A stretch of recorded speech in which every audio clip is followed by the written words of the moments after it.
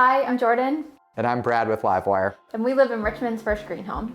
A few of the things that go into making a house LEED certified are things like site selection and access to daylight, efficient mechanical engineering and building systems, as well as materials. Things in this home are made from recycled materials, needing to be local, and also how they're taken away from the site. Things like waste and packaging, the diversion and recycling of those products as well. By default, our home is equipped with geothermal heating and cooling, which means that the home is heating and cooling from the ground temperature, not the air temperature, really efficient.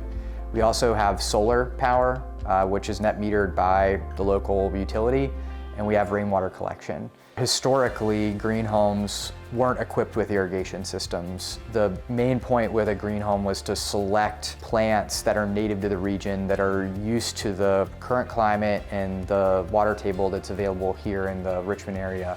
Unfortunately, we're in like a median zone, which makes irrigation a little bit more necessary.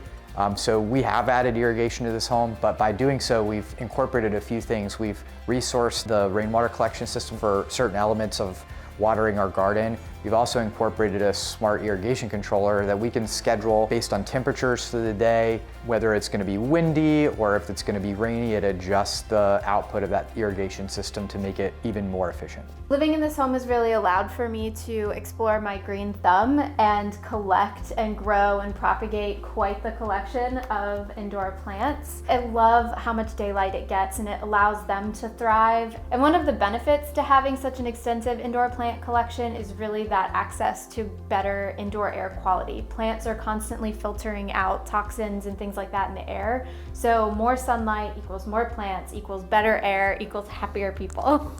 This house has been a blank slate for me.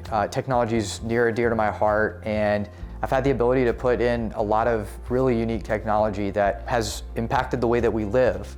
We've incorporated Lutron lighting through every light switch and every fixture in this house. That allows us to, for instance, when we walk out the back door, turn off every light in the house, or when we're walking in at night, have a pathway that leads us to the bedroom.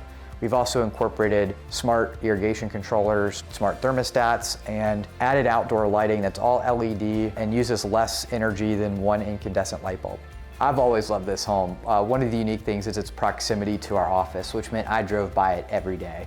And one day we noticed that it was for sale, and it just has such a unique curb appeal. It's got both modern and traditional Richmond elements that we just had to see it. So we came in here to see it more or less as just an experience, and a few days later we had an offer in on it. We weren't really looking for a green home per se, but one of the things that we were challenged by was the utility bills in some of the areas we really enjoyed, the more historic areas of Richmond. In some places, the utility bills were over $500 a month. And we saw the utility bills here, which were, even on the hottest or coldest months, less than $100. We were like, we can buy more house if we invest in a green home. And being from the architecture and design space as my career path, I felt like I had a really great understanding of what being a green home owner would be like, about how to live a more sustainable and green life. And I think it was really intriguing for us to be able to see these systems. You read about them, you know that they exist, but to really truly walk the walk and talk the talk has kind of been really great for the both of us. Living in a green home or making green decisions doesn't mean you have to have less. You know, when we moved into this house, we would make thoughtful decisions, but have all of the things that we want to have. You know, for instance, we do have music in every room, and we have televisions mounted to the wall. But what we do know is that in other areas of our home, we're making a positive impact on the environment, and we're ultimately leaving a better place for the next generation. I love the proximity of this house in relationship to the neighborhood.